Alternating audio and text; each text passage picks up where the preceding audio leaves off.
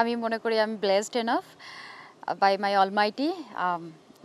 সুযোগ পেয়েছি আবারও আমার প্রাইডের যে বিষয়টা, যে বাংলাদেশ টিমের জার্সি গায়ে আবার বাংলাদেশ টিমকে নেতৃত্ব দেওয়া। সো হ্যাঁ, এটা আমার জন্য অনেক বড় গৌরবের। কামব্যাক সবসময় যে আপনার মনের মতো হবে বা কিছু এমন না, যে যা কিছু আপনার নসিবে লেখা আছে প্রি রিটেন ওটাই হবে, এবং আমি হ্যাপি এনাফ। তবে খুশি খুব বেশি হতে পারছি না যে রেজাল্টটা আসলে আমাদের পক্ষে আসেনি।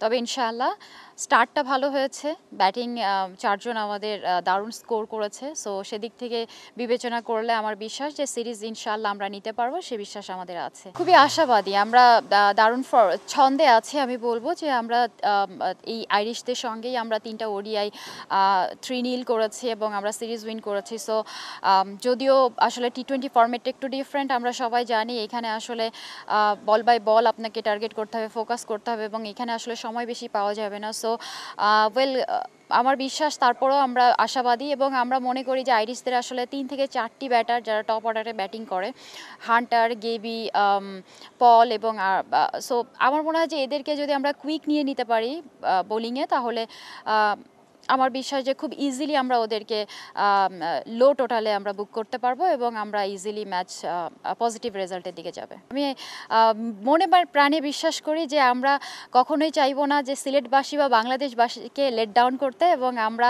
ইনশাআল্লাহ ট্রফি আমরা লিফট করবই ইনশাআল্লাহ।